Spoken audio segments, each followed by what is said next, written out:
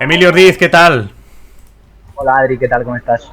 Pues encantado de saludarte, sobre todo para tenerte esta temporada, más o menos igual que la anterior, hablando de cómo desde la Unión Europea, cómo desde Bruselas, desde el resto de Europa, pues se entienden y se ven algunos de los temas que vamos a tratar esta temporada. El de hoy, la amnistía. Te queríamos preguntar, ¿qué se está diciendo en Bruselas sobre la posible amnistía que posiblemente se apruebe aquí en España? A nivel concreto de lo que es la amnistía, muy poco. Ya hemos comentado en anteriores episodios que hemos hablado un poco de la implicación de Bruselas en temas nacionales, que la Comisión Europea no se posiciona sobre asuntos internos de los Estados miembros, ya sean resultados electorales o en este caso cualquier cosa relativa a una investidura.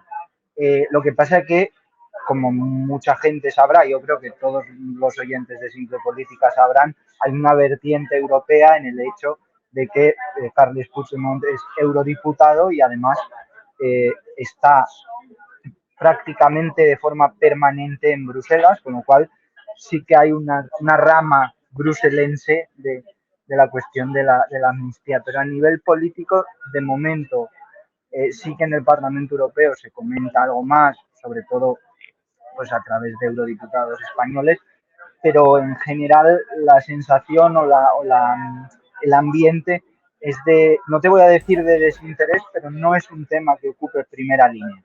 Bueno, pensaba que me ibas a decir eso que me decías muchas veces la temporada anterior, de que la Unión Europea no se inmiscuye en temas nacionales, ¿no? Que esa es la máxima, ¿no? Que debe aprender uno el día uno que pisa Bruselas. Eso es, eso es. Sobre el papel, es verdad que luego, si escarbas un poco, algo puedes llegar a sacar. En este caso, salvo que una hipotética ley de amnistía entre en cuestiones de Estado de Derecho, independencia judicial, todo eso que hemos visto, pues sobre todo con el caso de Hungría y Polonia, si España, que esperemos que no llega a ese extremo, la ley de amnistía que pueda haber o el asunto, bueno, puede pasar más o menos desapercibido a nivel estrictamente, vamos a decir, de derecho europeo. Otra cosa es que desde el punto de vista político sí que el debate salte aquí como muchos otros.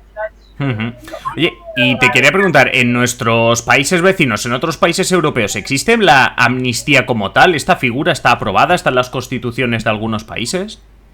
Sí, sí que existe y de hecho, mira, te he traído tres ejemplos que son bastante representativos por ir un poco por orden cronológico. En Italia, en 1946, se aprobó lo que se llamó la amnistía Togliatti, que se llama así porque fue aprobada por el que entonces era ministro de Justicia, Palmiro Togliatti, del Partido Comunista, para dar todo contexto posible, que redujo o perdonó sentencias de prisión tanto a militantes fascistas como a partisanos, aunque en su momento después, cuando se hizo el balance, los fascistas y sus colaboradores acabaron mucho más beneficiados por esta ley de amnistía que los partisanos. Todos ellos, por cierto, implicados en unos u otros crímenes o delitos cometidos durante la Segunda Guerra Mundial. Ese es el ejemplo italiano, es bastante antiguo, 1946, repito, y luego hay otros dos bastante recientes, bastante recientes, entendiéndose que, bueno, 20 años en este contexto, 30 años no es tanto tiempo, ¿no? Porque, por ejemplo, en 1988 el gobierno francés y el Frente de Liberación Nacional de Kanaki, socialista, y la Asamblea para una Caledonia Republicana firmaron los llamados acuerdos de Matignon, que para la gente que no lo sepa, estas dos estructuras capitaneaban precisamente movimientos secesionistas, por si queremos encontrar alguna similitud con el caso independentista catalán actual. Entonces se firmaron, como digo, los acuerdos de Matignon que incluyeron amnistías. Y después, en 1996, en Portugal, se aprobó una ley de amnistía que beneficia a un grupo que se sublevó contra el recién elegido gobierno democrático en aquel entonces y se amnistió a los, como digo, a los sublevados. Son como ves, amnistías, todas ellas de carácter eh, político ideológico, vamos a decir, no son amnistías penales, es decir, no se está amnistiando, voy a poner un ejemplo un poco bestia, no se está amnistiando a un asesino, por así decirlo, ¿vale? Son amnistías que aquí nos sirven para calibrar un poco, de en alguna manera similares a la que se podría aprobar en el caso de España. Así que sí, hay precedentes en otros países. Oye, ahora te sigo preguntando por la amnistía y por otros temas, simplemente porque alguno estará escuchando, te estará escuchando en fondo con mucha fiesta, es que estáis muy ocupados en Bruselas esta semana porque empieza, oye, simplemente también por un poco de hacer Wikipedia, empieza el SOTEU, ¿no? Empieza el State of the European Union. Sí, se ha celebrado este miércoles el debate, pero es el primer pleno. De hecho, me pillas no en Bruselas, me pillas en Estrasburgo, porque es el primer pleno del curso político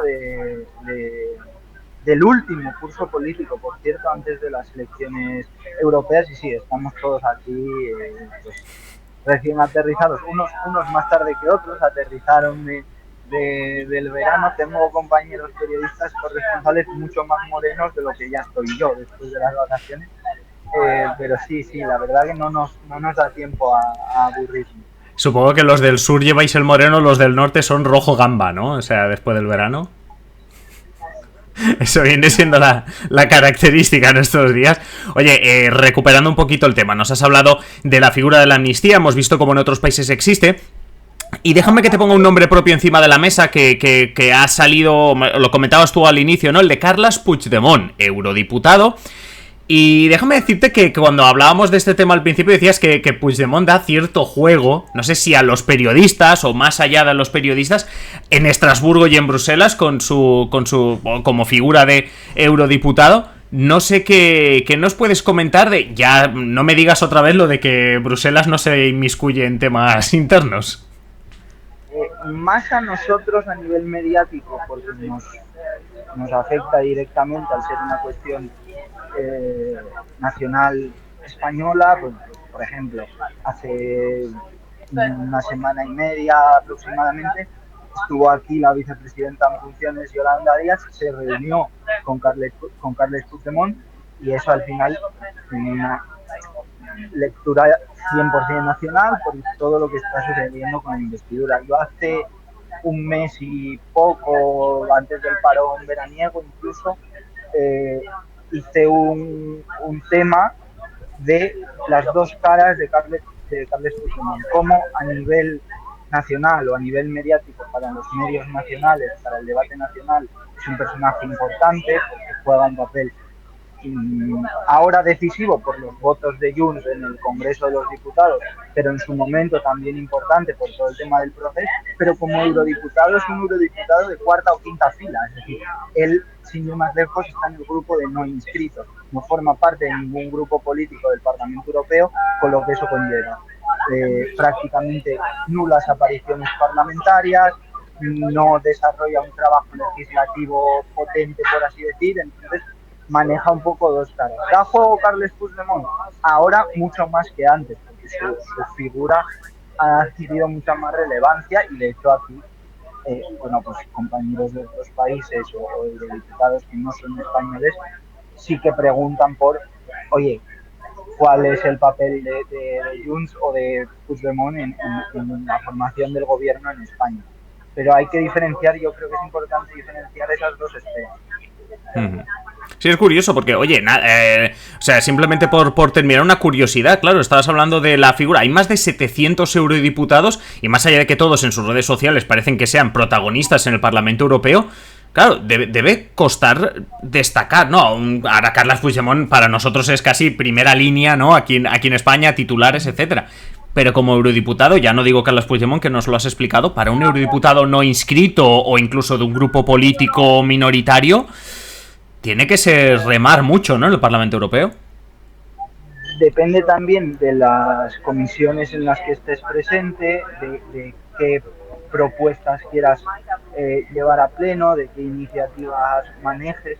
de qué temas cubras. Por ejemplo, ahora mismo pues todos los temas de presupuestos tienen especial relevancia por la lectura que se le puede dar a partir de la ayuda a Ucrania, tema de defensa, en su momento pues los temas de salud fueron especialmente relevantes. Depende un poco también de las dinámicas de la legislatura. Ahora, no tener el paraguas de un grupo político te resta presencia, eso es evidente. Uh-huh. Bueno, pues Emilio Ordiz, muchísimas gracias y como siempre, pues te esperamos la semana que viene. Nos vemos la semana que viene, Adri, gracias.